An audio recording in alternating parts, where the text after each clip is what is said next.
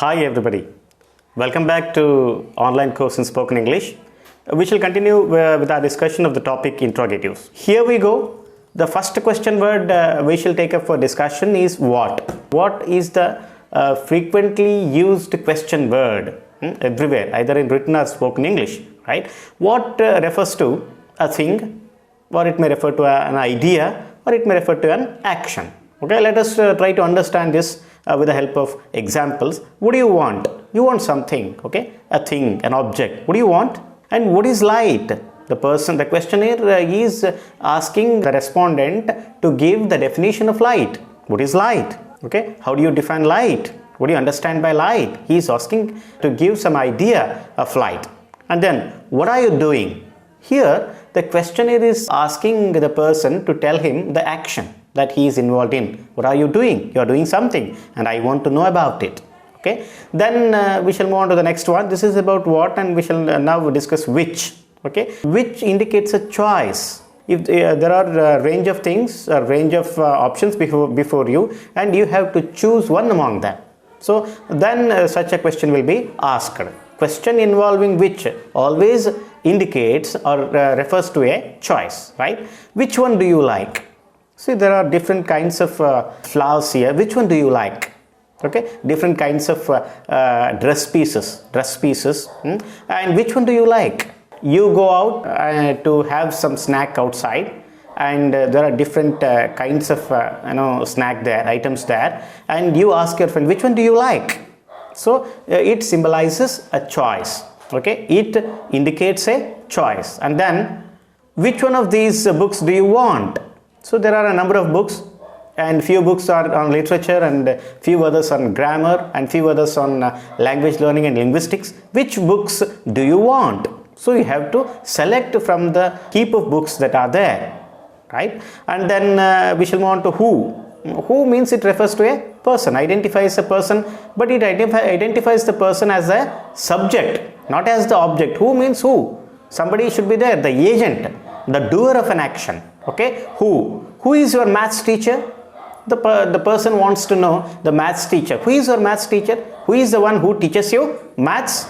Who discovered America? So the person wants to know who discovered America. There is a person who discovered America. You all know that Columbus discovered America, and the person wants to know who discovered America. So who refers to a person, but it identifies the person as a subject, not as the object. Whereas next one, whom, in this whom, it identifies a person as the object, not as the subject. Okay, the action is done on something, on somebody. So okay, whom did you meet? You met someone, right? Whom did you meet?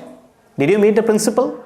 Did you meet your friend? Whom did you meet? Whom did you meet? I met my friend. Friend is the object here. When you are asking a person to know the person as the object, not as the subject, then you have to use whom. Then by whom is this poem written? This poem is written by someone. Okay, action is done by someone. Though what is important in this sentence is the action is important, and then he is asking by whom. Somebody might have done it. So it identifies the person as the object. And to whom were you talking? You are talking to someone over phone. To whom were you talking? Okay, in modern English actually, who were you talking to? It is in formal English we use to whom, and in informal English and in current English, in modern day English, we don't use this structure usually. We simply ask, who were you talking to? Instead of asking, to whom were you talking? Who are you talking to? And then by whom is this poem written? Who is this poem written by? That can be asked in our day-to-day English, and it is accepted in modern English usage. Right? And then whose. Okay, whose is the possession. Possession means belongingness, possession. Whose book is this? Who does this book belong to? Somebody is the owner of this book, and this book belongs to him. Whose book is this? Whose is this house? Whose book is this? Whose is this house? There must be a owner of this house. Who does this house belong to? Whose shows the possession, or it shows the belongingness. The ownership of things, right? And where, you all know, where refers to place, where you live. You must be living at a place, and the person wants to know the place where actually you live, where you live. Then where has he gone? He has gone to some place. And the questioner wants to know the place where that person has gone to. Okay, where has he gone? Where is she from? Where is she from? The questioner does not know where that woman is from, and he wants to know her native place. Where is she from? So where refers to a place, right? And then we have why.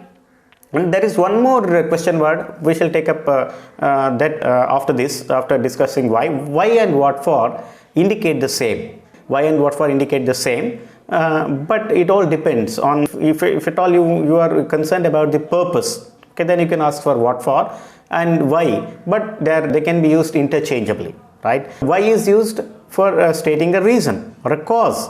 Why are you waiting here? You are waiting for something, right? Why are you waiting here? Why did he come back? Why did he come back? He went somewhere and he has come back. Why did he come back? Why did he come back? There must be some reason of his returning. Why did he come back? Then what for? What for, as I have already told you, they are interchangeably used. Why and what for are interchangeably used to state a purpose. Okay. What did you go there for? What did you go there for? You went there with some purpose. What was the purpose of you are going there? Or it can be simply asked, why did you go there? They are interchangeably used. What did you go there for? Or why did you go there? Then what are you on the earth for? What are you on the earth for? Why have you come here? Or what is the purpose of your life?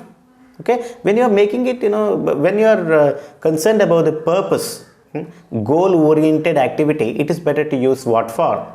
Of course, they can be interchangeably used. There is no binding that you have to use what for only for this purpose in these kinds of sentences, and you should not use why here. It is not like that. They are interchangeably used. But if you are focusing on the purpose of something, better to use what for. Right? We shall move on to the next question word, that is when. When identifies time. When will you complete this article? You are writing an article. You are working on an article. When will you complete this article? Will you complete it by today evening or tonight, or will you be completing it by the end of the next week, by the end of this month? So the person wants to know time of the completion of the article. Then when did you visit Mysore? When did you visit Mysore? You visited Mysore last year or before last year, or did you visit Mysore 5 years ago? When did you visit? He wants to know the year or time of your visit to Mysore. Right. How explains method or manner? How did he do it? Okay. How did he react to the proposal? This was altogether a new proposal, and I am very eager to know his reaction. How did he react to the proposal? Okay. How did he react? And then how could you return so quickly? What method did you use? Okay. Did you come by bus, or did you come by train, or did you come by airplane? How did you reach this place so quickly? So he wants to know the method or manner, then we can use how, right? How many and how much? Okay, you have to be very careful here. How many and how much both refer to quantity of something, but how many refers to the countable nouns and how much refers to uncountable nouns, right? So here are a few examples. Examples would make this very clear to you, the difference between how many and how much. See, how many passengers are there in the station? The number of passengers in the station, it is countable. We can count the heads of the passengers and we can say there are 20 passengers in the station. There are 100 passengers in the station, because it's a countable noun, right? Passengers is a countable noun. Then we have to use how many. How many passengers are there in the station? How many trees were there in the garden? The trees are not there now. How many trees were there in the garden? Trees are no longer existing now. How many trees were there previously? So trees could be easily counted, right? They can be counted. They are countable. And how many trees were there? How much milk is there in the bottle? How much milk is there? You cannot say 2 milks were there, 3 milk. Milk is uncountable. You can just, if at all you want to say in terms of, unit, you can just say 2 liters of milk. 3 liters of milk, 4.5 liters of milk. You can say in terms of liters, but you cannot say 1 milk, 2 milks, 3 milks. It's wrong to say it because it is an uncountable noun. So whenever we want to know the quantity of some uncountable entity or uncountable noun, we have to use how much. We should not use how many, right? One more example, we can take how much money do you have? How much money do you have? Money is a mass noun. It is uncountable, right? How much money do you have? He cannot say I have 2 money, 3 monies. Money is a mass noun. It is uncountable noun. But he can say I have 100 rupees. I have 1000 rupees. I have 1 lakh rupees. Right? I have $5. I have 5 cents. He can say in terms of currency. So be careful. Whenever you want to identify a quantity by means of asking a question, use how many for countable nouns and use how much for uncountable nouns. I hope this is clear to you. Let's move on to the next one, that is how long. And there is a possibility that some students get confused. Whenever we say how long, they take long for distance. It is not for distance. How long is mainly meant for duration. Okay, how long? In other cases you can ask for the length. How long is the rope? That's a different case. How long is the rope? Okay, rope is 5 feet.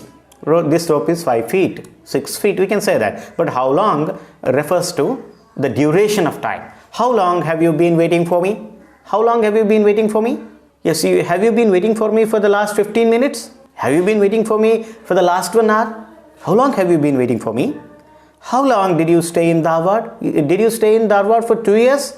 5 years? How long did you stay? You just stayed in Dharwad for 1 day. How long did you stay in Dharwad?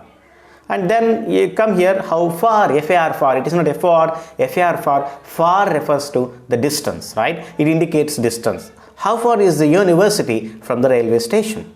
So you want to know the distance between the university and the railway station, then you have to use how far.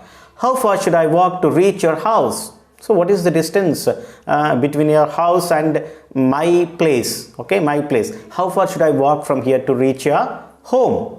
And then how often refers to the frequency. The number of times something happens. Okay, number of times something happens. It talks about frequency. How often do you visit the market? Do you visit the market once in a week or twice in a week or thrice in a month? How often do you visit the market? How often does he come here to see you? Does he come here to see you once in a week or once in a year? How often does he come here? How often should I tell you not to talk in between? So some person is interrupting you whenever you are talking to others, and you say, how often should I tell you not to talk in between? I have told you many times now. How many times do you want me to remind you the same thing? Right? Then what kind of or what sort of? What kind of and what sort of is? It describes a type or kind. Okay? What kind of man is your brother? What kind of man is your brother? Is he friendly?